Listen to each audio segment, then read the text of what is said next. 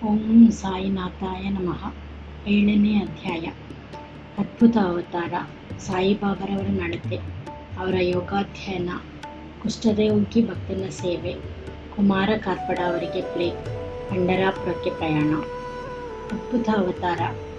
ಬಾಬಾರವರಿಗೆ ಸಮಸ್ತ ಯೋಗಾಸನಗಳು ಬರುತ್ತಿದ್ದವು. ಅವರಿಗೆ ಧೋತಿ, ಮೂರ್ತಿ ಮುಂತಾದ 6 ಯೋಗಾಸನಗಳಲ್ಲಿ ಬಹಳ ಪರಿಶ್ರಮವಿತ್ತು. 3 ಅಂಗುಲ ಅಗಲ, 22.5 ಅಡಿ ಉದ್ದದ ಬಟ್ಟೆಯಿಂದ ಉದರವನ್ನು ಶುದ್ಧಿ ಮಾಡುವುದಕ್ಕೆ ಧೋತಿ ಎಂದು ಕರೆಯುತ್ತಾರೆ. ಖಂಡಯೋಗದಲ್ಲಿಯೂ ಅವರು ಪ್ರವೀಣರಾಗಿದ್ದರು. ಕೈಕಾಲುಗಳನ್ನು ಬೇರ್ಪಡಿಸಿ ಪುನಃ ಸೇರಿಸಿಕೊಳ್ಳುವ ಯೋಗ ಸಾಧನೆಗೆ ಖಂಡಯೋಗವೆಂದು ಕರೆಯುತ್ತಾರೆ. ಬಾಬಾರವರನ್ನು ನಾವು ಹಿಂದೂ ಎಂದು ಭಾವಿಸುವುದಾದರೆ ಯವನರಂತೆ ಕಾಣುತ್ತಿದ್ದರು. ಅವರು ಹಿಂದುವು ಅಥವಾ ಮಹಮ್ಮದೀಯರು ಎಂಬುದು ಯಾರಿಗೂ ಸರಿಯಾಗಿ ತಿಳಿದಿರಲಿಲ್ಲ. ಹಿಂದೂಗಳ ಹಬ್ಬವಾದ ಶ್ರೀರಾಮನವಮಿಯನ್ನು ಹೇಗೆ ಆಚರಿಸಲೊಪ್ಪಿದರೋ ಅದೇ ರೀತಿ ಮಹಮ್ಮದೀಯರ ಚಂದನದ ಮೆರವಣಿಗೆಗೂ ಸಹ ಒಪ್ಪಿಗೆ ನೀಡಿದ್ದರು. ಮಲ್ಲಯುದ್ಧವನ್ನು ಪ್ರೋತ್ಸಾಹಿಸಿ ಬಹುಮಾನ ನೀಡುತ್ತಿದ್ದರು. ಗೋಕುಲಾಷ್ಟಮಿಯ ದಿನ ಗೋಪಾಲ ಕಾಲ ಸಮಾರಂಭವನ್ನು ನಡೆಸಲೊಪ್ಪಿದ್ದರು ಮತ್ತು ಈದ್ ಮೊದಲಾದ ಹಬ್ಬಗಳಲ್ಲಿ ಮಹಮ್ಮದೀಯರು ತಮ್ಮ ಮಸೀದಿಯಲ್ಲಿ ನಮಾಜ್ ಮಾಡಲು ಒಪ್ಪಿದ್ದರು. ಮೊಹರಂ ಸಮಾರಂಭದಲ್ಲಿ ಮಹಮ್ಮದೀಯರು ಮಸೀದಿಯಲ್ಲಿ ತಾಜಾ ಕಟ್ಟಲು ಸಲಹೆ ಕೇಳಿದ್ದಕ್ಕೆ ಅದಕ್ಕೂ ಸಮ್ಮತಿಯುತ್ತಿದ್ದರು. ನಾವು ಅವರನ್ನು ಮಹಮ್ಮದೀಯರೆಂದು ಕರೆಯುವುದಾದರೆ ಅವರು ಕಿವಿಗಳನ್ನು ಚುಚ್ಚಿಸಿಕೊಂಡಿದ್ದರು. ಹಿಂದೂವೆಂದು ಕರೆಯುವುದಾದರೆ ಅವರು ಯಾವಾಗಲೂ ಮಸೀದಿಯಲ್ಲಿ ವಾಸವಾಗಿದ್ದರು.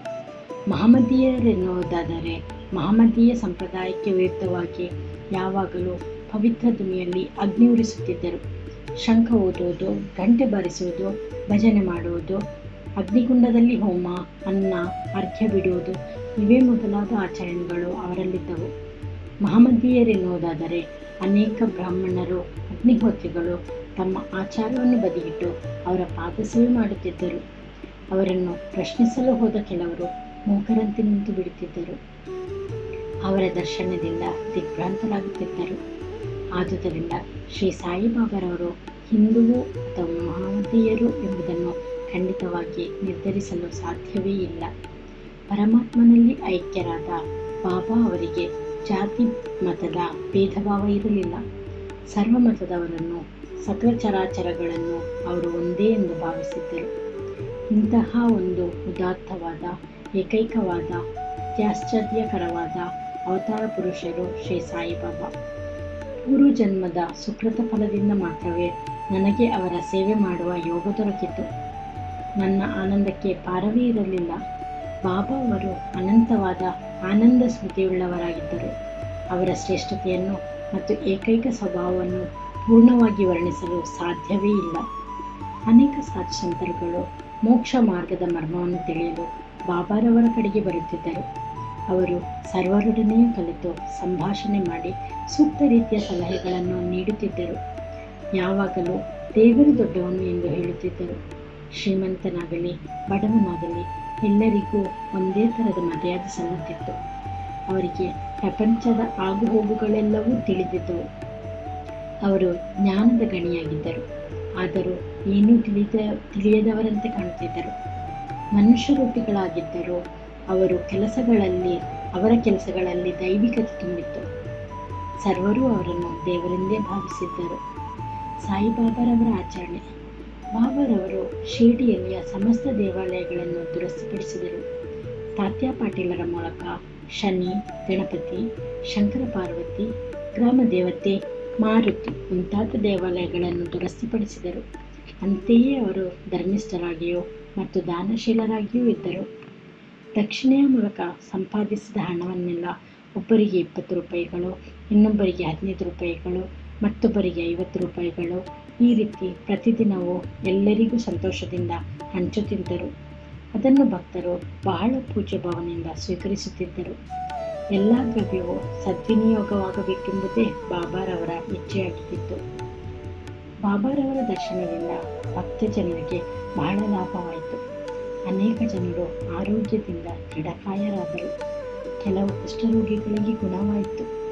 ದುಷ್ಟರು ಸನ್ಮಾರ್ಗ ಪ್ರವೃತ್ತರಾದರು. ಯಾವ ಒಂದು ಔಷಧಿಯೂ ಇಲ್ಲದೆ ಅನೇಕ ಕುರುಡರಿಗೆ ಕಣ್ಣು ಕಾಣಿಸುವಂತಾಯಿತು. ಕಾಲಿಲ್ಲದವರಿಗೆ ನಡೆಯಲು ಬಂದಿತು. ಅವರ ಕೀರ್ತಿಯು ದೇಶಾದ್ಯಂತ ಹರಡಿತು. ಅನೇಕ ಯಾತ್ರಾರ್ಥಿಗಳು ಬಂದು ಬಾಬಾರವರ ಅನಂತ ದರ್ಶನ ಪಡೆದು ಪರಮ ಸಂತೋಷಭರಿತರಾಗಿ ಅಚ್ಚಳಿಯದ ಭಕ್ತಿಯಿಂದ ಹಿಂದಿರುಗುತ್ತಿದ್ದರು.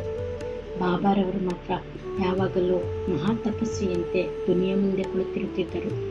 ಮೊದಲು ಬಾಬಾ ಒಂದು ಅಂಗಿ ದೋತರ ಉಟ್ಟುಕೊಂಡು ಬಿಳಿ ಪೀಠವನ್ನು ತಲೆಗೆ ಸುತ್ತಿಕೊಳ್ಳುತ್ತಿದ್ದರು.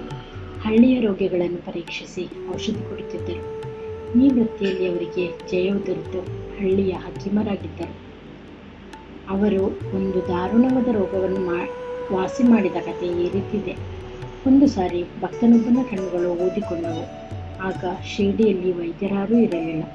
ಕೆಲವರು ಅವನನ್ನು ಬಾಬಾರವರ ಬಳಿಗೆ ಕರೆದುಕೊಂಡು ಹೋದರು. ಬೇರೆ ವೈದ್ಯರಾಗಿದ್ದರೆ ಸಾಮಾನ್ಯವಾಗಿ ಮುಲಾಮು, ಹಸಿನ ಹಾಲು ಇತ್ಯಾದಿಗಳನ್ನು ಉಪಯೋಗಿಸುತ್ತಿದ್ದರು. ಆದರೆ ಬಾಬಾರವರದೇ ಒಂದು ವೈಶಿಷ್ಟ್ಯ.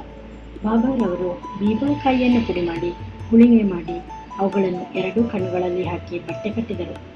ಮಾರನೇ ದಿನ ಅದನ್ನು ಬೆಚ್ಚಿ ನೀರಿನಿಂದ ಕಣ್ಣನ್ನು ತೊಳೆದರು. ಊದು ಇಳಿದು ಕಣ್ಣುಗಳು ಸ್ವಚ್ಛವಾಗಿದ್ದವು. ಬಾಬಾರವರ ಯೋಗಾಧ್ಯಯನಗಳು.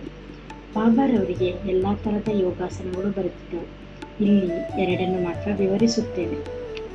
1. ಧೋತಿ ವಿಧಾನ.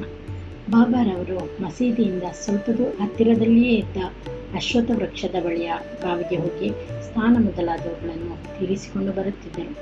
ಕೆಲವು ಸಾರಿ ಅವರು ಕರುಳನ್ನು ಹೊರಗೆ ತೆಗೆದು ಶುದ್ಧ ಮಾಡಿ ಬಿಸಿಲಲ್ಲಿ ಒಣಗಿಸಲೋಸುಗ ಇಡುತ್ತಿದ್ದರು. ಇದನ್ನು ಅನೇಕ ಶಿರ್ಡಿವಾಸಿಗಳು ಕಣ್ಣಾರೆ ಕಂಡಿರುವರೆಂದು ಹೇಳಿರ್ತಾರೆ. ಸಾಮಾನ್ಯವಾಗಿ ಧೋತಿ ಯೋಗವೆಂದರೆ 3 ಅಂಗುಲ ಅಗಲ 22.5 ಅಂಗುಲ ಉದ್ದವಾದ ಬಟ್ಟೆಯನ್ನು ಒದ್ದೆ ಮಾಡಿ ಗಂಟಲಿನ ಮೂಲಕ ಉದರಕ್ಕೆ ತುರುಕಿ ಸುಮಾರು ಅರ್ಧ ಗಂಟೆಯವರೆಗೆ ಅದನ್ನು ಅಲ್ಲಿರಿಸಿದ ಬಳಿಕ ಹೊರಗೆ ತೆಗೆದು ಒಣ ಹಾಕುವುದು. ಆದರೆ ಬಾಬಾರವರ ಧೋತಿ ಯೋಗವೇ ವಿಚಿತ್ರವಾಗಿದ್ದಿತು. ಖಂಡ ವಿಧಾನ. ಈ ಯೋಗ ಸಾಧನೆಯಲ್ಲಿ ಬಾಬಾರವರು ಕೈಕಾಲುಗಳನ್ನು ದೇಹದಿಂದ ಬೇರ್ಪಡಿಸಿ ಬೇರೆ ಬೇರೆ ಕಡೆ ಇಡುತ್ತಿದ್ದರು. ಒಂದು ಸಾರಿ ಅವರು ಈ ಯೋಗ ಸಾಧನೆಯಲ್ಲಿ ನಿರತರಾಗಿದ್ದಾಗ ಒಬ್ಬನು ಇದನ್ನು ನೋಡಿ ಆಶ್ಚರ್ಯಗೊಂಡನು. ಬಾಬಾರವರನ್ನು ಯಾರೋ ಕೊಲೆ ಮಾಡಿದ್ದಾರೆ ಎಂದು ಭಾವಿಸಿ ಹಳ್ಳಿಯವರಿಗೆ ಈ ಸಂಗತಿ ತಿಳಿಸಬೇಕೆಂದು ನಿಶ್ಚಯಿಸಿಕೊಂಡನು. ನಂತರ ಈ ವಿಷಯವನ್ನು ಹೇಳಿದರೆ ತನ್ನ ಮೇಲೆಯೇ ಅಪವಾದ ಬರಬಹುದು ಎಂದು ಭಾವಿಸಿ ಭೀತಿಯಿಂದ ಸುಮ್ಮನಾದನು. ಮಾರನೇ ದಿನ ಮಸೀದಿಗೆ ಹೋದಾಗ ಬಾಬಾ ಎಂದಿನಂತೆ ಇರುವುದನ್ನು ಕಂಡು ದಿಗ್ಭ್ರಾಂತನಾದನು. ಬಾಬಾರವರು ಚಿಕ್ಕಂದಿನಿಂದಲೇ ಈ ತರಹದ ಯೋಗಾಭ್ಯಾಸವನ್ನು ಮಾಡುತ್ತಿದ್ದರು. ಅವರು ಇಷ್ಟೊಂದು ಪ್ರಾವೀಣ್ಯತೆಯನ್ನು ಹೇಗೆ ಸಂಪಾದಿಸಿದರೆಂಬುದು ಯಾರಿಗೂ ತಿಳಿಯದ ವಿಷಯ. ಅವರು ರೋಗಗಳನ್ನು ಗುಣಪಡಿಸುವುದಕ್ಕೆ ಯಾವುದೇ ಪ್ರತಿಫಲವನ್ನು ಪಡೆಯುತ್ತಿರಲಿಲ್ಲ. ಹೀಗಾಗಿ ಅವರು ಬಹಳ ಜನಪ್ರಿಯರಾಗಿದ್ದರು. ಯಾವಾಗಲೂ ಜನಸೇವೆಯಲ್ಲಿ ನಿರತರಾಗಿದ್ದರು. ಈ ಕೆಳಗಿನ ಕಥೆಯಿಂದ ಬಾಬಾರವರ ಸರ್ವಜ್ಞತ್ವ ಮತ್ತು ದಯೆ ವೇದ್ಯವಾಗುತ್ತದೆ. ಸರ್ವಜ್ಞ ಮತ್ತು ದಯೆ. ಅಂದು ದೀಪಾವಳಿ ಹಬ್ಬ. ಬಾಬಾರವರು ಎಂದಿನಂತೆ ದುನಿಯ ಮುಂದೆ ಕುಳಿತು ಕಾಯಿಸುತ್ತಿದ್ದರು. ದುನಿಯಲ್ಲಿ ಅಗ್ನಿದೇವನು ಕಾಂತಿಯುತವಾಗಿ ಬೆಳಗುತ್ತಿದ್ದನು. ಕಾಷ್ಟವನ್ನು ದುನಿಯಲ್ಲಿ ಹಾಕುತ್ತಾ ತಮ್ಮ ಕೈಗಳನ್ನೂ ಸಹ ಅಗ್ನಿಯಲ್ಲಿಟ್ಟರು. ಆಗ ಬಾಬಾರವರ ತೋಳೆಲ್ಲವೂ ಸುಟ್ಟು ಗಾಯವಾಯಿತು. ಇದನ್ನು ಸೇವಕನಾದ ಮಾಧವ ಮತ್ತು ಮಾಧವರಾವ ದೇಶಪಾಂಡೆ ಕಣ್ಣಾರೆ ಕಂಡು ಅವರ ಹತ್ತಿರ ಹೋಗಿ, ಬಾಬಾ ಇದೇನು ಮಾಡಿದ್ದೀರಿ ಎಂದು ಪ್ರಶ್ನಿಸಿದರು. ಆಗ ಬಾಬಾರವರು, ಅಕ್ಕ ಸಾಲಿಗನೋರ್ವನ ಪತ್ನಿ ತಿದಿಯೊತ್ತುತ್ತಾ ಕೆಲಸ ಮಾಡುತ್ತಿದ್ದಳು. ಅವಳ ಪತಿ ಕರೆದುದರಿಂದ ಮಗುವನ್ನು ಅಲ್ಲಿಯೇ ಬಿಟ್ಟು ಹೋದಳು. ಮಗು ಆಟವಾಡುತ್ತಾ ಅಗ್ನಿಯೊಳಗೆ ಕೈಯಿಟ್ಟಿತು. ಆ ಮಗುವನ್ನು ರಕ್ಷಿಸಲು ಸಹ ಕೂಡಲೇ ಈ ರೀತಿ ಮಾಡಿದಳು. ನನ್ನ ಕರಗಳು ಬೆಂದರೂ ಪರವಾಗಿಲ್ಲ, ಆ ಮಗು ಬದುಕಿಕೊಂಡಿತ್ತಲ್ಲ, ಅದೇ ನನಗೆ ಸಂತೋಷ ಎಂದರು. ಕುಷ್ಠಭಕ್ತನ ಸೇವೆ. ಬಾಬಾರವರು ಕೈ ಸುಟ್ಟುಕೊಂಡ ಘಟನೆ ನಡೆದ ಕೂಡಲೇ ಮಾಧವರಾವ್ ದೇಶಪಾಂಡೆ ಮತ್ತು ನಾನಾ ಸಾಹೇಬ ಚಾಂದೋರ್ಕರ್ ಅವರು ಮುಂಬಯಿಯ ಪ್ರಸಿದ್ಧ ವೈದ್ಯರಾದ ಶ್ರೀ ಪರಮಾನಂದರವರಿಂದ ಚಿಕಿತ್ಸೆ ಮಾಡಿಕೊಳ್ಳಬೇಕೆಂದು ಬೇಡಿದರು. ಆದರೆ ಅವರು ಅದಕ್ಕೆ ಸಮ್ಮತಿಸಲಿಲ್ಲ. ಕೈ ಸುಟ್ಟುಕೊಂಡಾಗಿನಿಂದ ಕುಷ್ಠರೋಗಿಯಾದ ಬಾಗೋಜಿ ಸಿಂಧೆ ಅವರೇ ಅವರ ಉಪಚಾರ ಮಾಡುತ್ತಿದ್ದರು. ಅವರು ಪ್ರತಿದಿನವೂ ದಹಿಸಲ್ಪಟ್ಟ ಜಾಗಕ್ಕೆ ತುಪ್ಪವನ್ನು ಸವರಿ ನೀವಿ ಅದರ ಮೇಲೆ ಹಸಿರು ಎಲೆ ಇಟ್ಟು ಬಟ್ಟೆ ಕಟ್ಟುತ್ತಿದ್ದರು. ನಾನಾ ಸಾಹೇಬ ಚಾಂದೋರ್ಕರ್ ಅವರು ಮತ್ತು ಡಾಕ್ಟರ್ ಪರಮಾನಂದ ಅವರು ಎಷ್ಟು ಸಾರಿ ವಿನಂತಿಸಿದರೂ ಬಾಬಾ ಚಿಕಿತ್ಸೆಗೆ ಸಮ್ಮತಿಸಲೇ ಇಲ್ಲ. ಪ್ರತಿದಿನವೂ ಬಾಗೂಜಿ ಅವರೇ ಸೇವೆ ಮಾಡುತ್ತಿದ್ದರು. ಸ್ವಲ್ಪ ದಿನಗಳ ನಂತರ ಬಾಬಾರವರ ಸಮಾಧಿಯ ತನಕ ಬಾಗೂಜಿಯವರೇ ತೋಳುಗಳಿಗೆ ತುಪ್ಪ ಸವರಿ ನೀಡುತ್ತಿದ್ದರು. ಬಾಬಾ ಅವರು ಸ್ವಯಂ ಸಿದ್ಧರಾಗಿದ್ದರು. ಬಾಗೂಜಿಯವರನ್ನ ಮೇಲಿನ ಮಮತೆಯಿಂದ ಅವರ ಸೇವೆಯನ್ನು ಸ್ವೀಕರಿಸುತ್ತಿದ್ದರು. ಬಾಗೂಜಿಯವರು ಪೂರ್ವಜನ್ಮದಲ್ಲಿ ಪಾಪಿಷ್ಠರಾಗಿದ್ದರು. ಆದ್ದರಿಂದ ಅವರು ಕುಷ್ಠರೋಗಿಯಾಗಿದ್ದುದು. ಸಿಂಧೆ ಬಾಹ್ಯದಲ್ಲಿ ಜಿಗುಪ್ಸೆಯಿಂದಲೂ ಅಂತರಂಗದಲ್ಲಿ ಸಂತೋಷಭರಿತರಾಗಿದ್ದರು. ಬಾಬಾ ಅವರ ನಿತ್ಯ ಸೇವೆಯ ಅವಕಾಶ ದೊರಕಿದ್ದುದು ಅವರ ಅದೃಷ್ಟವೇ ಸರಿ. ಕುಮಾರ ಕಾರ್ಪಡೆ ಅವರಿಗೆ ಪ್ಲೇಗ್. ಇದೊಂದು ಬಾಬಾರವರ ಅತ್ಯಾಶ್ಚರ್ಯಕರವಾದ ಲೀಲೆ. ದಾದಾ ಸಾಹೇಬ್ ಅವರ ಪತ್ನಿ ಶ್ರೀಮತಿ ಕಾರ್ಪಡೆಯವರು ಕೆಲವು ದಿನಗಳ ಕಾಲ ತನ್ನ ಮಗನೊಂದಿಗೆ ಶಿರ್ಡಿಯಲ್ಲಿ ತಂಗಿದ್ದರು. ಅವನಿಗೆ ಮೊದಲು ಜ್ವರ ಬಂದು ಬ್ಯುಬೋನಿಕ್ ಪ್ಲೇಗ್ ಅಂಟಿಕೊಂಡಿತು. ತಾಯಿಯಾದ ಶ್ರೀಮತಿ ಕಾರ್ಪಡೆಯವರು ಬಹಳ ಹೆದರಿಕೊಂಡು ಕಂಗೆಟ್ಟರು. ಅವರು ಅಮರಾವತಿಗೆ ಹಿಂತಿರುಗಲೋಸಗ ಬಾಬಾರವರ ಅಪ್ಪಣೆ ಪಡೆಯಲು ಬಂದು ಈ ವಿಷಯವನ್ನು ತಿಳಿಸಿದರು.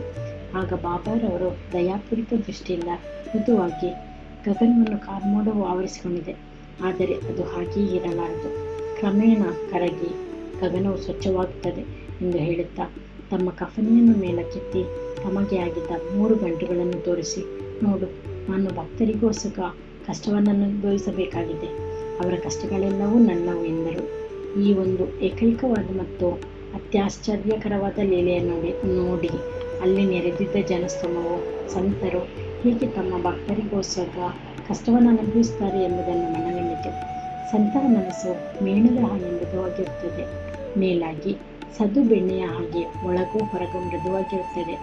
ಅವರು ತಮ್ಮ ಭಕ್ತರನ್ನು ಯಾವುದೇ ಪ್ರತಿಫಲದ ಅಪೇಕ್ಷೆ ಇಲ್ಲದೆ ಪ್ರೀತಿಸುತ್ತಾರೆ ಮತ್ತು ಅವರನ್ನು ತಮ್ಮ ಶಿಶುಗಳಂತೆ ಕಾಪಾಡುತ್ತಾರೆ. ಪಂಢರಾಪುರದ ಯಾತ್ರೆ.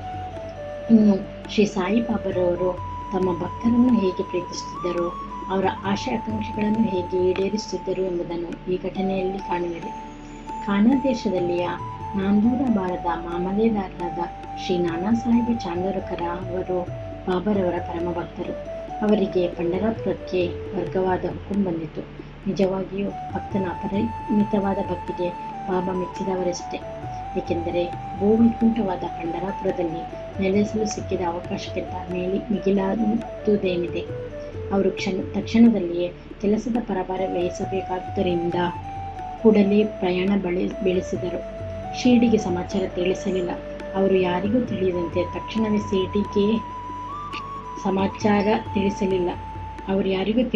ತಕ್ಷಣವೇ ಶಿರ್ಡಿಗೆ ಹೋಗಿ ಬಾಬಾರವರ ದರ್ಶನ ಮಾಡಿಕೊಂಡ ನಂತರ ಪಂಢರಾಪುರಕ್ಕೆ ಹೋಗಬೇಕೆಂದಿದ್ದರು. ಅವರು ಶಿರ್ಡಿಗೆ ಹೊರಟಿದ್ದು ಯಾರಿಗೂ ತಿಳಿದಿರಲಿಲ್ಲ. ಆದರೆ ಸರ್ವವ್ಯಾಪಿಯೂ ಅಂತರ್ಯಾಮಿಯೂ ಆದ ಶ್ರೀ ಸಾಯಿಬಾಬಾರವರಿಗೆ ತಿಳಿಯದಿರುವುದೇನಿದೆ? ನಾನಾ ಸಾಹೇಬರು ಶಿರ್ಡಿಗೆ ಸ್ವಲ್ಪ ದೂರದಲ್ಲಿಯೇ ಇದ್ದ ನಿಮಂಗಾಂವ್ ಸಮೀಪಿಸುತ್ತಿದ್ದ ಕ್ಷಣದಲ್ಲಿಯೇ ಬಾಬಾರವರು ತಮ್ಮ ಜ್ಞಾನದೃಷ್ಟಿಯಿಂದ ಅದನ್ನು ಅರಿತು ಮಸೀದಿಯಲ್ಲಿ ಮಳಸಾಪತಿ ಮತ್ತು ಇತರರೊಡನೆ ಸಂಭಾಷಿಸುತ್ತಿರುವಾಗ ತಕ್ಷಣವೇ ಪಂಢರಾಪುರದ ಬಾಗಿಲು ತೆರೆದಿದೆ, ಈಗ ನಾವೆಲ್ಲರೂ ಭಜನೆ ಮಾಡೋಣ ಎಂದರು. ಅನಂತರ ನಾನು ನನ್ನ ದೇವರ ವಾಸಸ್ಥಾನವಾದ ಪಂಢರಾಪುರಕ್ಕೆ ಹೋಗಿ ನೆಲೆಸುವೆ ಎಂದು ಭಜನೆಯನ್ನಾರಂಭಿಸಿದರು. ಭಕ್ತರೆಲ್ಲರೂ ಜೊತೆಗೂಡಿ ಭಜನೆ ಮಾಡಲು ಪ್ರಾರಂಭಿಸಿದರು. ನಾನಾ ಸಾಹೇಬರು ಕುಟುಂಬ ಸಮೇತ ಬಂದು ಬಾಬಾರವರಿಗೆ ನಮಸ್ಕರಿಸಿ ಪಂಢರಾಪುರಕ್ಕೆ ತಾವು ನನ್ನೊಡನೆ ಬರಬೇಕು ಎಂದು ಪ್ರಾರ್ಥಿಸಿದರು. ಆ ಆಮಂತ್ರಣ ಅನಾವಶ್ಯಕವಾಗಿತ್ತು, ಏಕೆಂದರೆ ಬಾಬಾರವರು ಈ ಹಿಂದೆಯೇ ಪಂಢರಾಪುರಕ್ಕೆ ಹೋಗುವ ಇಚ್ಛೆಯಿಂದ ಭಜನೆಯನ್ನಾರಂಭಿಸಿದ್ದರಷ್ಟೇ. ಇದನ್ನು ಕೇಳಿದ ನಾನಾ ಸಾಹೇಬರ ಅವರ ಮನಸ್ಸು ಕರಗಿ ಅವರು ಬಾಬಾರವರ ಪಾದಾರವಿಂದಗಳಿಗೆ ಬಗ್ಗಿದರು. ಅನಂತರ ಅವರ ಆಶೀರ್ವಾದ ಮತ್ತು ಉದಿ ತೆಗೆದುಕೊಂಡು ಪಂಢರಾಪುರಕ್ಕೆ ಪ್ರಯಾಣ ಬೆಳೆಸಿದರು. ಓಂ ಶ್ರೀ ಸಾಯಿ ಪ್ರಣಾಮ.